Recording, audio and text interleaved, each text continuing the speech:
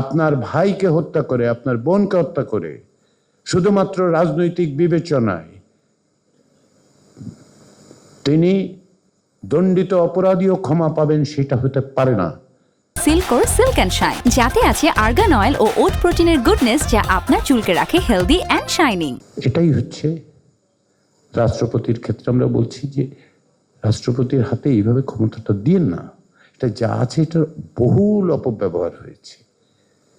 রাষ্ট্রপতিকে আমরা কিছু ক্ষমতা দেওয়ার কথা বলেছি। এই যে এক হচ্ছে যে প্রধানমন্ত্রীর এই নিরবিচ্ছিন্ন আধিপত্য থেকে তাকে মুক্ত করে রাষ্ট্রপতিকে আমরা বলছি কিছু কিছু প্রতিষ্ঠানে রাষ্ট্রপতি নিজেই স্বাধীনভাবে যেন নিয়োগ দিতে পারে। তার মধ্যে একটা হচ্ছে বাংলাদেশ ব্যাংকের গভর্নর।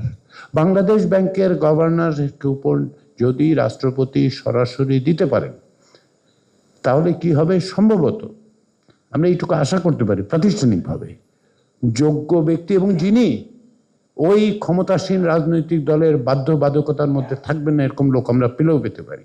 আমাদের ব্যাংকিং সেক্টরে যে ভয়াবহ পরিস্থিতি তৈরি করা হয়েছিল লুটপাটের মধ্য দিয়ে, ভবিষ্যতে সম্ভবত আমরা এর মধ্য দিয়ে খানিকটা হলেও ব্যবস্থা করতে পারব। দেখুন, আমি অনেক হিসাব করে বলছি খানিকটা হলেও সম্ভবত। আপনারা বলবেন যে এত রকম শর্ত দিচ্ছেন কেন? দিচ্ছে এই কারণে যে রাজনৈতিক দলগুলো একমত হয়েছে, অধিকাংশ রাজনৈতিক দল একমত হয়েছেন, কিছু ভিন্ন মত আছে, কিন্তু এটা তো বাস্তবায়িত করতে হবে।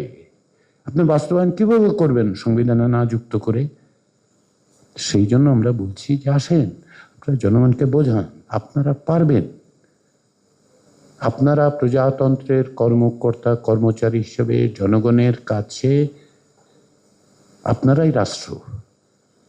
স্থানীয় কৃষি বিভাগের লোকই রাষ্ট্র। রাষ্ট্র বলতে বাংলাদেশের বিভিন্ন এলাকায় ছড়িয়ে ছিটিয়ে থাকা মানুষ, নাগরিকরা প্রধানমন্ত্রীকে বোঝেন না, প্রথমেই বোঝেন আপনাদেরকে।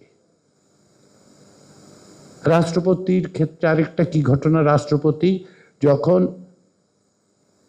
নির্বাচিত হন পরোক্ষ ব্যবস্থায় পার্লামেন্টের মধ্য দিয়ে, ক্ষমতাসীন দল যাকেই মনোনয়ন দেন তিনিই বিজয়ী হন, এটাই স্বাভাবিক। 1991 সালের পরে একবার মাত্র বাংলাদেশের সংসদে রাষ্ট্রপতি নির্বাচনে বিরোধী দল প্রার্থী দিয়েছিল, কারণ বাদ বাকি সময়টা জানে যে ক্ষমতাসীন দল যাকে দেবে সেই জিতবে।